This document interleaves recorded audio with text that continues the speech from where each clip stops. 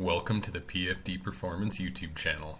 Pretty friggin' deadly. Alright, we're in the garage having fun doing, I don't know, engine builder stuff. Before I turn the camera on, I got my timing chain on, newfangled degree wheel set up. So, why don't I bring you in for a closer look. Alright. So we're starting to tickle on things. So what I did is I got this dial indicator set up with the magnet, set it up on the number one piston, brought it up to 50 thousandths before top dead center, took note of the number on the dial indicator, did the same thing on the way back down, figured out the difference between the two numbers, and then adjusted the dial indicator so that it was centered on TDC in the center of that sweep. Then did it again, double checked it, piston up 50 thousandths before top dead center. That'll give you your before top dead center number, and then keep turning it until there's 50 thousandths after top dead center, and that'll give you a number. And they should be pretty much the same either side of top dead center. With this, like bottom end, it was essentially 21 degrees between the two numbers. So I ended up double checking that it was centered, and we got TDC bang on centered. So then the next thing I did is we've got our dial indicator set up on the top of the lifter. Now this isn't ideal. You can get really fancy lifter dial indicators that kind of like clamp on and like measure the cam really well. This worked good enough. So same thing, I decided to do the 50 thousandths measurements just because those like transitions right off the curve of the cam are a little tricky. So right here we've got the 50 thou after intake valve closes. So we got it's like 116 degrees. Garage is a little bit of a mess. We've been working on some stuff, and you'll notice the beard is gone because I had to go to the job site, and that means no beard.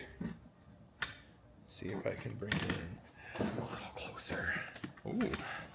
So it's probably going to be tricky for you guys to see the dial indicator as well as what I'm doing, but we'll see. Maybe? Okay, so if I keep turning, the lifter gets to the bottom of its sweep, and we're about a half a degree off. Why don't I just... There. Bang on. So then I keep rotating.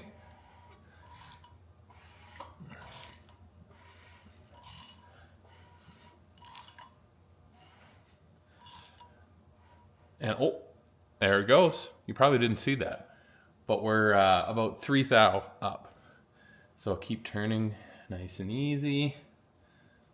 Oh, we overshot it just a tickle, and that happens. So then I come back here, my handy dandy pry bar, and we go back past where we wanted to stop, and then we try easing up on her again. Bingo. We mark our number, and I found, since this is a nice coated white dialing, like camshaft degree wheel, I could just take a whiteboard marker and make a little mark. So 24 degrees. I replicated that here. And then the other fun thing we can do is check that we're actually getting the advertised cam lift. So it's advertised as a 680 with a 1.7 rocker, which means it's a 400 lift at the cam. That's essentially what the cam card says too. So we keep going. We're still going up. and we get 398. Given that I'm not measuring perfectly, I'm off to the side of the edge of the lifter. Plus there's the link bar. Pretty comfortable with 2 thou within the advertised gross cam lift. So now we're gonna keep going. We're back down, back down.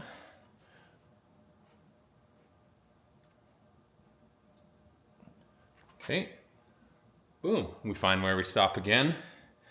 And this time it's intake valve closes 63.4 degrees before 180 out, which means it's roughly 116.6. And we're like as bang on accurate with a 9-inch cam degree wheel and a piece of welding wire attached to the side of the block with a decent but not perfect dial indicator setup. So bingo, we line up almost perfectly with what the cam card says for the lift at 50 thou. So then I can show you here. I just mess around with my handy dandy mount a little bit. We slide this over so we can get on the exhaust lifter.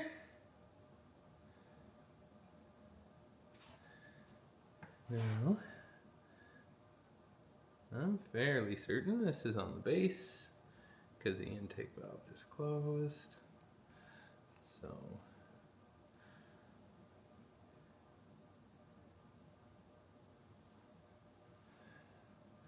I'll lock this in. It's already been pushed to thou, or at 100 thou. So it's a little bit off, but we'll rotate.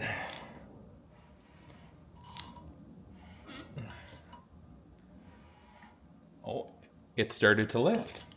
We're gonna get to 50. Oh, we got 2 thou to go. Close enough. And we measure here, and the exhaust valve opens 75.5 or 76.5 degrees before bottom dead center, which is 180 out, which puts this at 115 degrees. So we're pretty close there.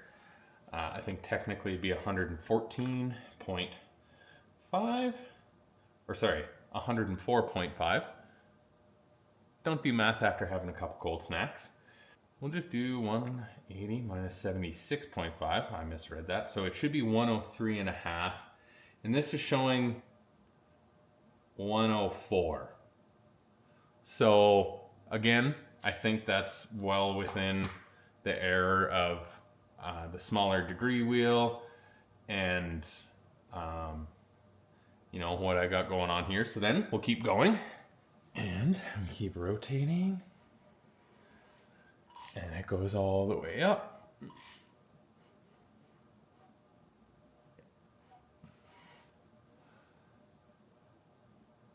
And that time we got just a little over 400 thou lift. And both the exhaust and intake are the same, so that's correct. All right, we'll ease down onto the 50.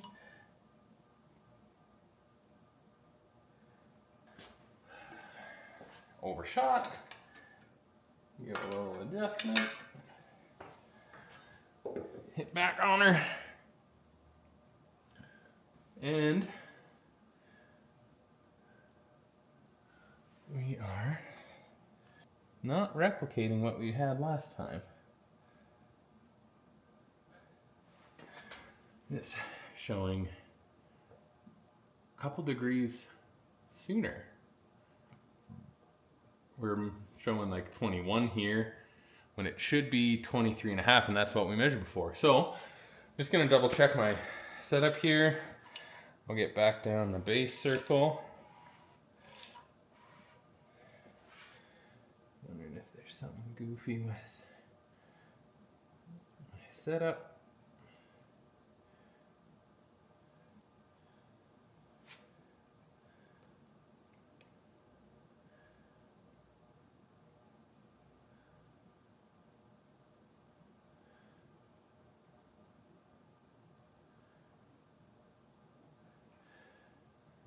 Zero.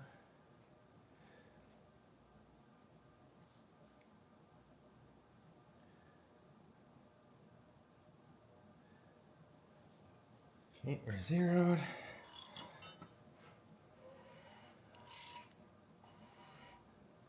You know what? I'm gonna adjust this again. It's just not quite parallel. And this is the tricky part with having to do it this way, is trying to get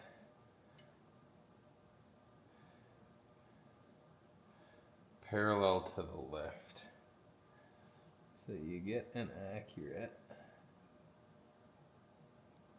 measurement.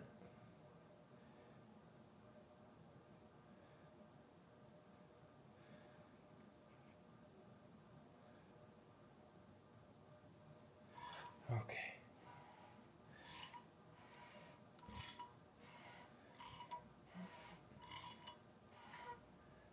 Okay.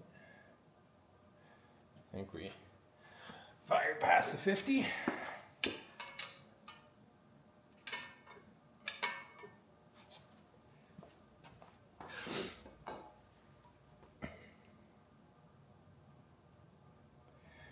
Okay, bingo.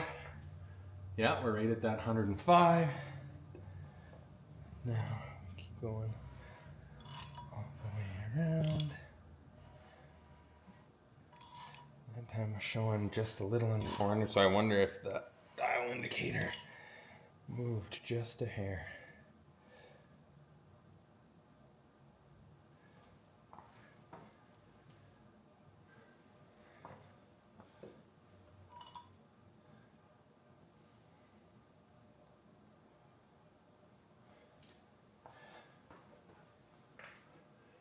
It's showing about the same, 20 again. Well, I might try this a couple more times, but I think we're quite close. All the other numbers seem to be lining up, and I did do this twice the first time to get this measurement when I had the set up a little bit differently. And then I moved it for the intake, and it's not quite lining up here. But I think we're in good shape with the cam timing. The next thing I need to do is probably tidy up my bench a little bit and then start getting after swapping out the valve springs on the heads to get ready to get them to put back in. So starting to learn a few more things, understand a little bit more, and yeah, enjoying the process of putting this engine together, even if it's terrifying. So I'll see if I can't figure out what's going on here. Try this a couple more times. Let you know. Otherwise, probably see you when I start diving into something else. Thanks for watching. I don't know what I'm doing.